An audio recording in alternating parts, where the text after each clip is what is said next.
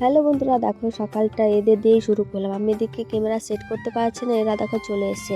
ওই লালুটা শুধু বারবার না ক্যামেরার দিকে চলে আসে, আর আমার ধনুটা একটু কমে আসে।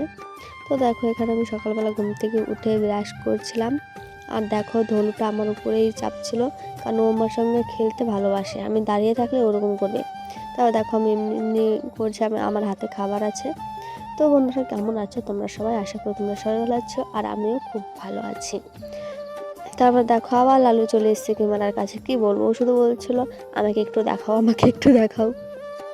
তাতে ওদের সাথে খেলাধুলা করে ব্রাশ টাশ করে ফ্রেশ হয়ে কিছু খাওয়া দাওয়া করে চলে এসেছি রান্নাঘরে রান্না করতে। তো এখানে প্রতিটা সবজি আমি কেটে নিচ্ছিলাম, কারণ এখানে আমি সব কিছু কেটে নিচ্ছিলাম। আর দেখো এখানে উনুনে চাপিয়েও দিয়েছি, এখন আমি করবো রান্না।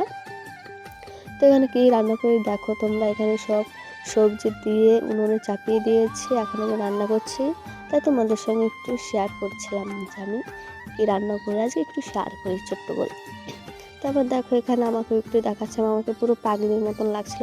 মাথা টাথা কিছুই আঁচড়ায়নি, সেই রাতে ঘুমিয়েছিলাম, ভাবতেই তো পারছো কী অবস্থা হতে পারে। তারপর দেখো এখানে আমার রান্নাও হয়ে গেছে। তো এখানে আমি রান্না করেছিলাম মাছের ঝোল আর শাক ভাজি। তো সেটাই বলছিলাম, আমার রান্না হয়ে গেছে। আর বাড়িতে একা একা বোর লাগে, মাও নেই, কী বলবো, একা একা রান্না করতে ভালো লাগে না, একা একা মানে বোর করি। তারপরে দেখো এখানে আমার বাবাকে দেখাচ্ছিলাম, এখানে আমরা ছিলাম। তো এখানে সব কিছু গুছিয়ে নিচ্ছিলাম, স্নান করতে যাব যেহেতু। তারপর দেখো এখানে আমি স্নান করে চলে এসেছি।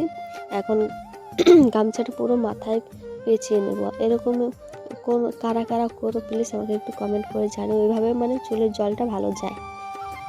আমি প্রতিটা মেয়ে এরকম করে। তারপর দেখো এখানে আমি পুজো দিয়ে নিয়েছি, তো সেটাই দেখাচ্ছিলাম। আর তারপরে দেখো এখানে আমি রেডি হয়ে যাচ্ছিলাম, কারণ অনেকটা বেলা হয়ে গেছে, এখন আমার আর হাতের টাইম নেই, তাড়াতাড়ি যেতে হবে কাজে। তো এখানে একটু পন্স একটু ফেল্লাবেলি মিক্স করে মেখে নিচ্ছিলাম, কারণ শীতের দিন পড়ে গেছে যেহেতু, একটু গালটা না টান টান ধরে, তার জন্য ফেল্লাবেলির সঙ্গে একটু পন্স মেখে নেই আমি। তারপর দেখো এখানে বডি অয়েল নিয়ে নিচ্ছিলাম। এই শীতের দিনের মানে হাতগুলো পা মানে সব কিছু চর চর কেমন যেন একটা ভাব থাকে, তার জন্যই ভালো লাগে না। তারপর দেখো এখানে একটা ছোট্ট কালার টিপ করে নিলাম, কারণ আমার প্রতিটা জিনিস মানে আমি না ইউজ করব, কিন্তু আমার একটা কালার টিপ লাগবেই, কারণ এটা একটা অভ্যাস হয়ে গেছে। আর নিতে নিতে ভালোও লাগে না না নিলে। তারপর দেখো এখানে একটু মাস্কারা নেবো ভেবেছিলাম, তো এখানে খুলতেই পারছিলাম না, ওই হাতে তেল মাখিয়ে নিয়েছি আর হাতটা পুরো পিছলা হয়ে গেছিলো। তারপর দেখো এখানে খাওয়া দাওয়া করে চলে এসেছিলাম কাজে। এখানে অনেকগুলো লোক ছিল, কাজ টাজ করে এসে বাড়িতে দেখি দুটো ভাই এসে পড়ার জন্য, আর ভাই বোনগুলো এখনও এসে পৌঁছায়নি।